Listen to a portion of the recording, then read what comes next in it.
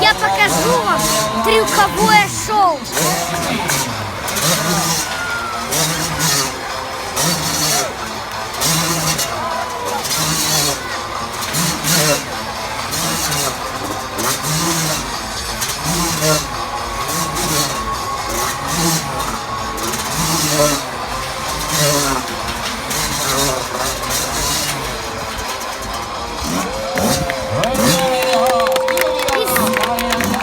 Если тебе понравилось, напиши в комментариях, насколько ты оценил этот трюк.